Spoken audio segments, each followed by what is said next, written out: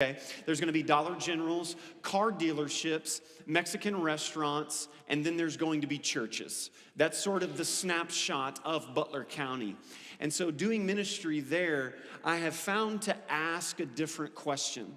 Because oftentimes amongst Christians, we would say, do you believe the Bible? And that's sort of a loaded statement. Do you believe the Bible? But I don't ask that question anymore. I ask the question, how do you read the Bible?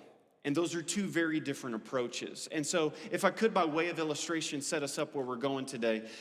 In Bible school, one of the first classes that I ever took, they teach you the difference between two words. So here we go. You're going to get free Bible education right here, and you're going to get to go through none of the hassle, and it's going to save you a bunch of money. So here you go, okay?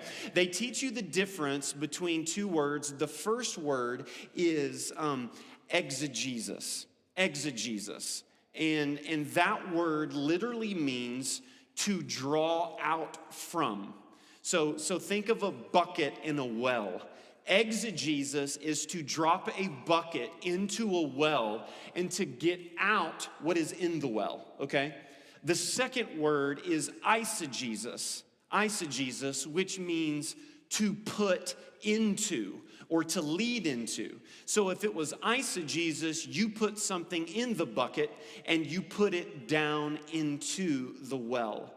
When we approach the scriptures, one of the primary ways that we have to read the scriptures is what is known as exegesis, is to pull out what is already there. And in this passage today, it is by far probably one of the most famous that Jesus has ever said. It is by far one of the most favorite and popular amongst Christians and non-Christians. And I ran across this picture that said, this is the way that we read Matthew chapter 7, and it's like this. Judge not and scribble everything else out, man. I don't need to hear anything else that Jesus says because I love me some judge not. But that is the eisegesis. It is not to pull out, but it is to put into. And so as we approach this today, I think it's famous amongst both non-Christians and Christians for two different reasons. I think this passage of judge not is very famous amongst non-Christians because it equals sort of a self-defense mechanism, right? So maybe you're explaining the kingdom, or maybe you're presenting the gospel, and it's a Christian and a non-Christian, and